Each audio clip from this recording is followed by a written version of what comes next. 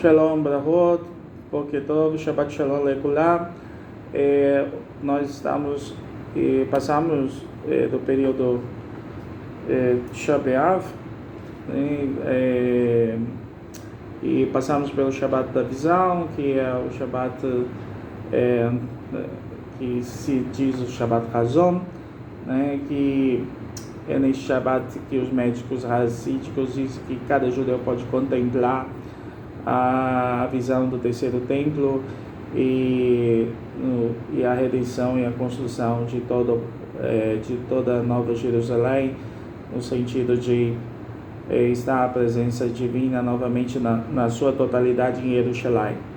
Com a divisão do povo judeu, houve aí na Galut, a Shekhinah fica onde cada judeu se encontra e cada Kohen se encontra, e a Shekhinah fica presente ali dentro para pequenas inspirações divinas. Bom, esta semana nós começamos com o quinto livro da Torá, o livro de Devarim, a Parashá é Devarim 1:3-22. A Haftarah de Devarim é o Hanavi Yeshayahu, o profeta Isaías, 1:27. Então, esse livro é conhecido na literatura judaica da seguinte forma.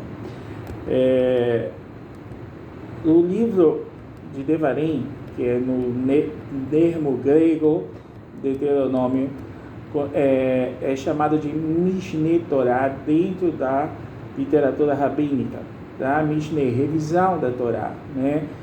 E porque na verdade seu conteúdo foi falado por Moshe Rabbeinu ao povo judeu durante as 5 semanas finais da sua vida, enquanto o povo se preparava para entrar em Eretz Israel, né, na terra de Israel.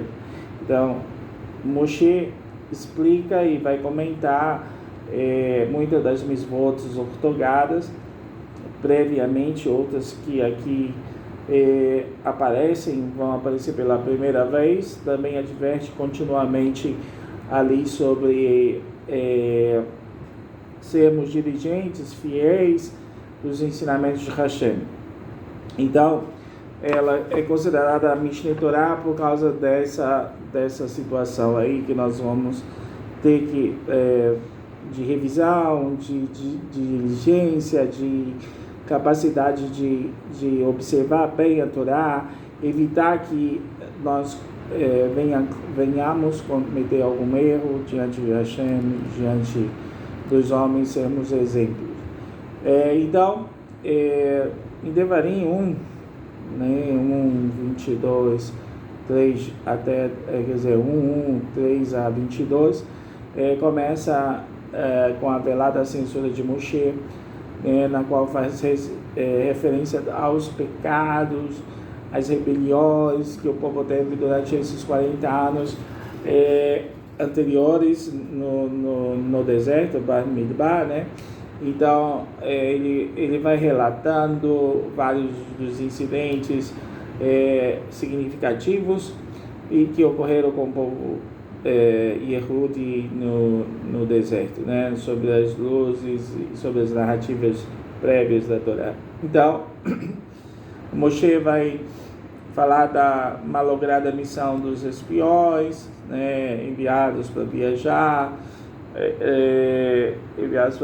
no deserto, para ver, já que tinham voltado um relatório negativo, né, sobre a questão ali da terra prometida, né? Então, que isso vai gerar aí a condenação da nação vagar durante esses 40 anos, né? A geração então do êxodo toda, né, ela morre, para que entre os novos que não participaram desse episódio. Então, Moshe vai então avançando, discute a conquista dos filhos de Israel à margem do leste do rio Jordão, né? A porção da Torá conclui com as palavras de encorajamento para o sucessor de Moshe Rabbeinu, que é Yehoshua ben Nun, que vai guiar o povo na segunda parte.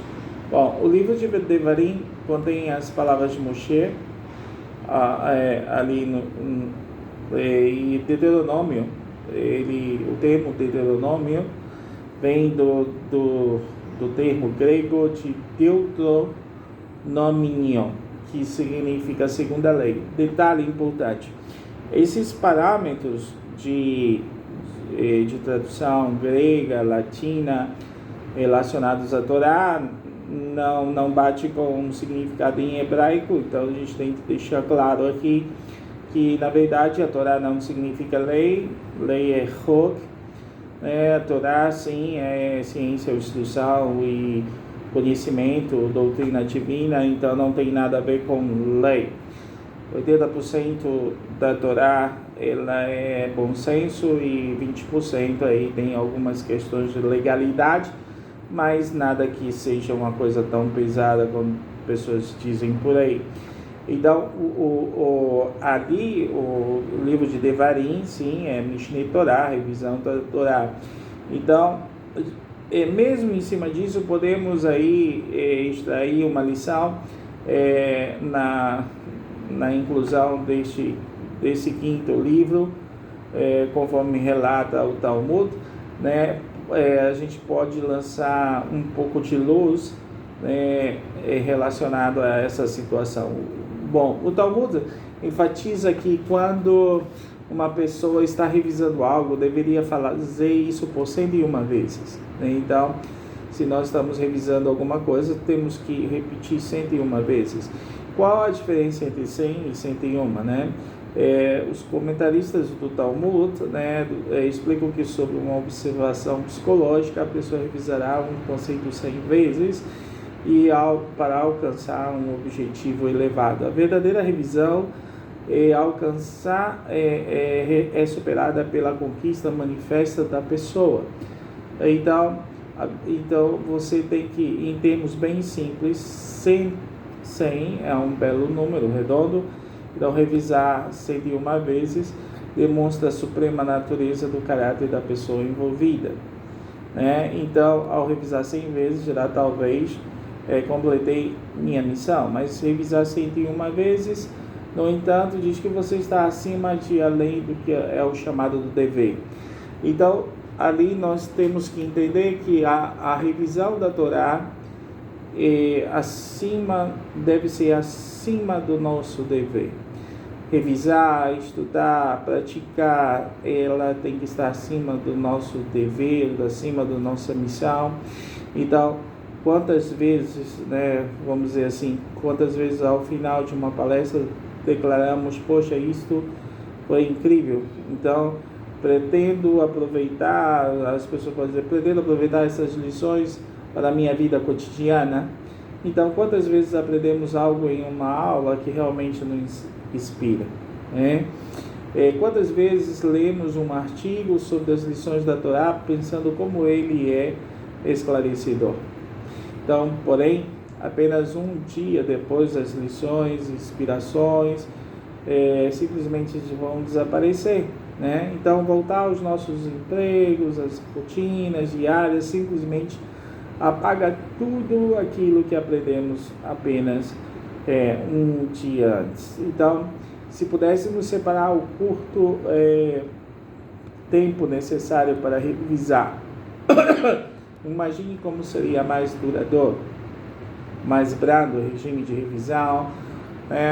Podemos usar as lições que aprendemos na aula ou lemos em um livro para elevar-nos a níveis mais altos da compreensão e a prática da Torá, sem ao menos percebermos isso. Então, estudar sempre a Torá é necessário para que ela adentre a nós, que ela venha suprir as nossas necessidades espirituais e que nós possamos compreendê-la de vez, né? E colocar em nossos corações e cumpri-las dia a dia, a todo momento, em toda hora.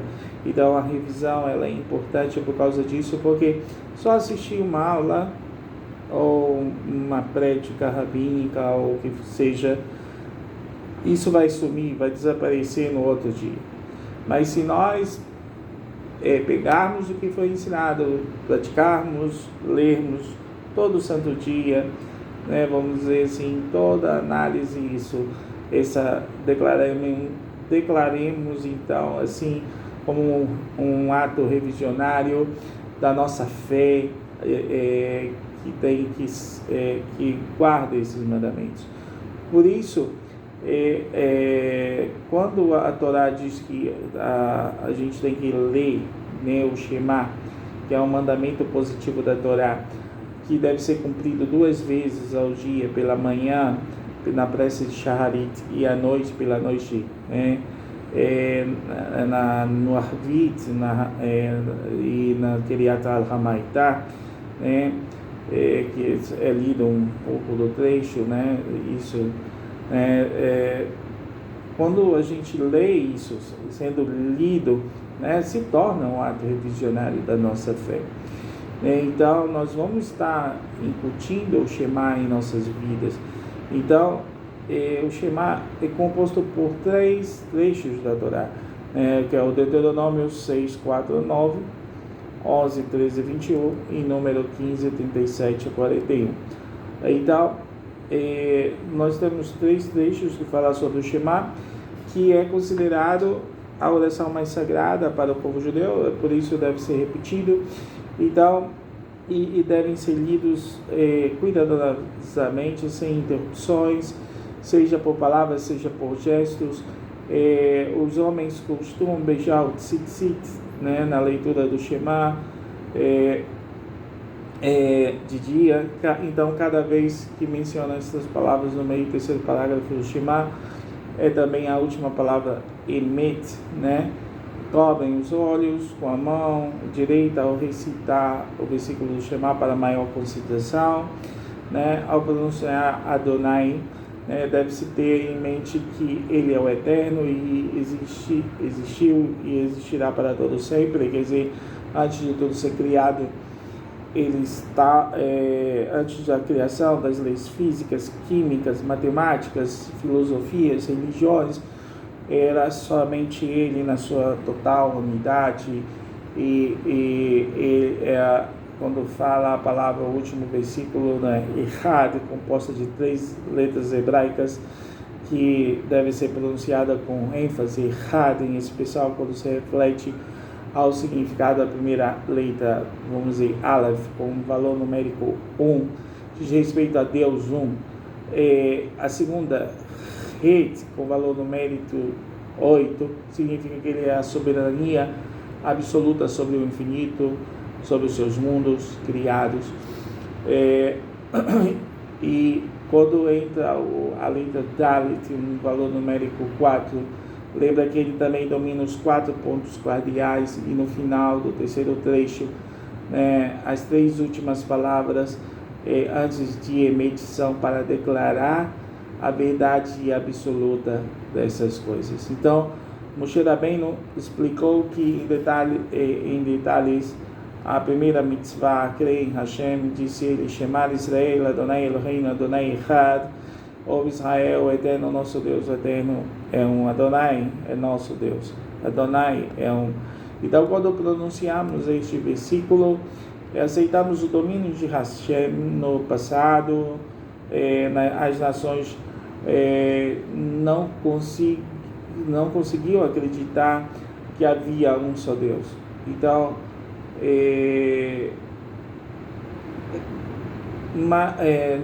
alguns pensavam que havia 2 ou mais divindades, uma boa e outra má, né? Que é o caso de a cultura zoroastra, né? E entre outras. Então, sempre tinha uma divindade boa que contrapõe uma ruim. E já Hashem se revela ao povo judeu e diz: não é assim, eu sou o Senhor que tudo cria, e também Ele cria o mal. Então, Ele é a unidade perfeita, sem paralelos, sem nada. Então, o Shema declara isso. Então, hoje, muitas nações não acreditam no único Deus. Atualmente, no Oriente, ainda há povos que adoram ídolos. No mundo ocidental, muitos acreditam em Deus. Ao mesmo tempo, entretanto, curvam-se a imagens e adoram há ditos santos e outras pessoas que consideram outros seres humanos deuses. Então, algumas pessoas esclarecidas não acreditam de todo a existência de Deus também, mas Moshe ensinou a verdade aos Bnei Israel, aos filhos de Israel. O mundo é governado por um Deus. Ele é tanto um Deus misericordioso como um Deus severo. Então, nossos sábios ordenaram que cada judeu proclamasse a nossa crença, né, pela manhã, pela tarde, pela noite, e declarar isso veemente. Se você olhar, né, o versículo Shema no Sefer Torah ou no Humash, verá que as duas letras desta frase têm um tamanho maior, né? São elas o Ain e o Dalet, né? O Ain, a letra final da palavra Shema, e o Dalet no final de Echad. Então, estas duas letras formam a palavra testemunha, né? Então, vocês, o povo judeu, no caso, são testemunhas que eu sou um, né? Na outorga da Torá, vocês viram claramente que eu sou um, né? O versículo Baruch Kebo Mahutol Leolam Vaed, que é depois que se recita o Shema, né? Que é falado silenciosamente, bendito seja o nome cujo glorioso reino é eterno. Esse passuque, esse versículo não é encontrado na Torá, porque que razão acrescentamos? Quando Moshe foi ao céu, o Shemaim, ouviu os anjos louvarem a Deus, e com estas palavras, então ele decidiu ensiná-las a Bnei Israel, dizei aos filhos de Israel que quando a gente fala, proclama Baruch Kevó, Mahutol, Leolam Vaed, bendito o nome cujo seu glorioso é eterno, fala sobre essa condição aí que se dá à unidade de Hashem, à unicidade, desculpa. Então, as três Pashiot de Shema tem 248 palavras.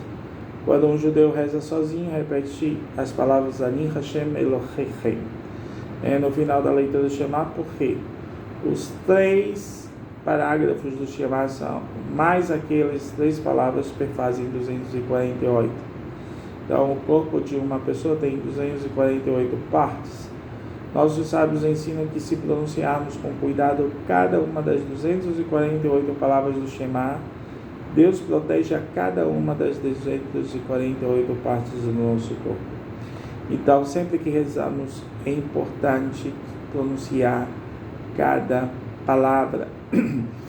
Se apularmos ou pronunciarmos de forma incorreta, principalmente as palavras Deus, né, e Eloheinu, então não estamos rezando devidamente. Quando dizemos Shema, é ainda mais importante pronunciar cada palavra claramente, mesmo que isso leve mais tempo.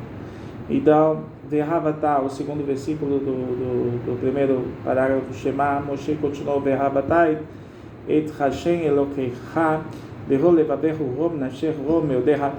Ame a Deus, teu Deus, com todo o coração, com toda a tua alma e com todas as tuas posses. Por que Deus deseja que o amemos? Por quê? Se o amarmos, cumpriremos seus mitzvot muito cuidadosamente. Se você ama a Deus, pensará antes de cada mitzvah, de que maneira posso cumprir melhor esta mitzvah. Abraham, Isaac e Yaakov cumpriram a mitzvah de amar Hashem, da forma em que está ordenada no Shema. Abraham amou a Hashem, a Deus com todo o seu coração. Quando Abraham já era um homem velho, Hashem disse-lhe oferecer seu único filho Isaac em sacrifício. Abraham amava Isaac. Mesmo assim, cumpriu a vontade de Hashem, mostrando a força do seu amor por ele, e da mesma forma somos ordenados a resistir a nossos impulsos e amar a Deus de todo o coração. Yitzhak é um exemplo de alguém que está pronto a oferecer a sua vida a Hashem, concordou em ser sacrificada por Abraham no Monte Moriá. Nós também devemos amar tanto a Hashem que estejamos prontos a renunciar a nossa vida por Ele. Porque Isaac não era uma criança, era um rapaz. Então, por isso, devemos saber que até a nossa vida pode ser sacrificada em função do amor que temos a Hashem. E Jacob, o nosso outro patriarca, o nosso terceiro patriarca, estava pronto a doar toda a sua fortuna a Hashem na casa do seu pai. Jacob aprendeu a amá-lo antes de preocupar-se em enriquecer. O caminho da casa de Labã prometeu dar a Hashem 1/10 de todos os seus posses. Após tornar-se rico na casa de Labã, Jacob deu tudo o que havia a seu irmão Esaú para comprar sua sepultura na gruta de Macpela. Então, Jacob é um exemplo que o amor a Hashem é mais importante do que a riqueza. E existem algumas pessoas por aí que preferem ficar ricos do que amar Hashem, com uma tal de teologia de prosperidade que nem existe. Então, o exemplo de Jacob, que aí deu todo o seu dinheiro a Esaú, e para comprar a gruta de Macpela. Então, quando Moshe ordenou a Hashem, ame a Deus com todo o seu coração, com toda a sua alma, com todas as suas posses, pode usar os patriarcas como exemplos perfeitos. Então, Moshe continuou,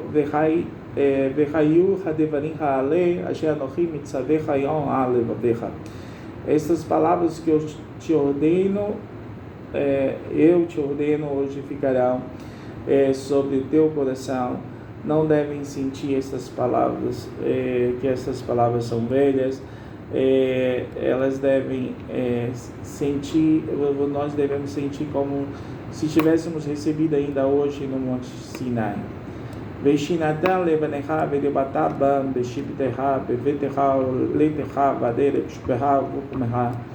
Invocarás diligentemente em teus filhos e falarás a respeito deles, estando em casa, andando por teu caminho, e ao te deitares e ao te levantares, fala sobre a Torá mais que sobre qualquer outro assunto. Um pai judeu deve começar a ensinar a Torá aos filhos antes mesmo de começarem a pronunciar suas primeiras palavras. Ensina primeiro este versículo aos filhos. Torá tzivala no Moshe Morashá Kehilat Yaakov. A Torá que Moshe nos ensinou é um legado para a congregação de Jacó. Devarim 33:4. Ensina então o versículo chamado Israel e os outros versículos. Urshkatan leot eliad echad echayul letotafot beinecha. Atalaás como um sinal sobre tua mão, que é o tefilim, serão por filactérios em teus olhos. Então, quando o menino judeu atinge a idade do bar mitzvah, coloca o tefilim no braço, sobre a cabeça. O tefilim na cabeça são como uma coroa. O local onde o tefilim assenta sobre a cabeça é onde os reis judeus eram ungidos com óleo. Então, os tefilins são atados à cabeça e o braço com correias de couro, mostra que estamos intimamente atados a Hashem. Os tefilins, na verdade, deveriam ser usados durante todo o dia. No passado, os judeus usavam tefilim o tempo todo, em casa, no Bet Hamikdash. Dizia Rabi Yohanan e Rabi Yehoshua ben Levi, nunca andavam mais que uma curta distância sem usar seus tefilim. Gerações posteriores não eram suficientemente santas para colocar os tefilim durante todo o dia e começaram a usá-los apenas para as preces matinais. Bom, o rei Tadá, Mizod Beitahal Bisharecha, escreverás nos umbrais de tua casa e em teus portões, a cada vez que entramos e saímos de nossas casas, devemos olhar para essa mezuzot e lembrar-nos de cumprir as mezuzot. Veja como é importante o primeiro parágrafo do Shema, contém mitzvot muito importantes. Amar Hashem, aprender a ensinar a Torá, colocar tefilim, colocar mezuzot em nossas casas. Isso é muito importante para que nós tenhamos o amor necessário para com o Criador de nossas vidas e de todo o universo. Amar verdadeiramente, se entregar em amor para Ele e cumprir seus mitzvot como devemos fazer. Que Hashem abençoe a todos nós nesse Shabbat, e esse Shabbat seja um Shabbat bom, maravilhoso, de muita comunhão a todos nós. Shalom, shalom.